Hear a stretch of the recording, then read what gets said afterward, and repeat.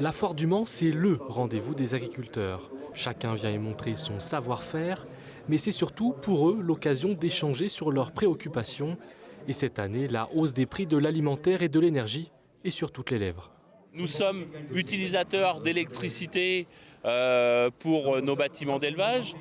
Nous sommes utilisateurs de gaz pour chauffer nos bâtiments d'élevage. Les augmentations qui existent aujourd'hui font des hausses de charges d'au moins 20% sur toutes nos exploitations.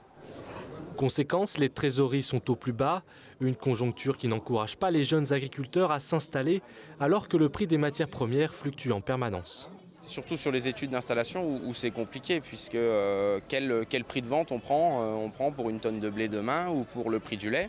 Quel prix on prend, puisque le prix qu'on disait il y a 3 mois, aujourd'hui c'est déjà plus le bon prix.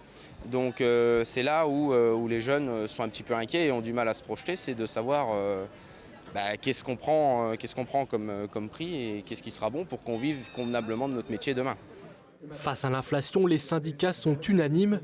La survie de leurs exploitations ne pourra pas se faire sans une augmentation des prix pour le consommateur. Je pense qu'il ne faut pas le cacher au consommateur, c'est de dire on peut arriver à garder une souveraineté alimentaire, à garder un dynamisme dans nos exploitations sartoises et nos exploitations françaises en général. Par contre, il faudra que le consommateur fasse des efforts sur son budget pour justement soutenir la production sartoise et la production française. Un nouveau signal d'alarme accentué par la sécheresse extrême de cet été. Les agriculteurs ont d'ailleurs demandé à l'État une reconnaissance de la Sarthe en calamité agricole. Une petite goutte d'eau qui pourrait leur permettre de sauver in extremis une année difficile.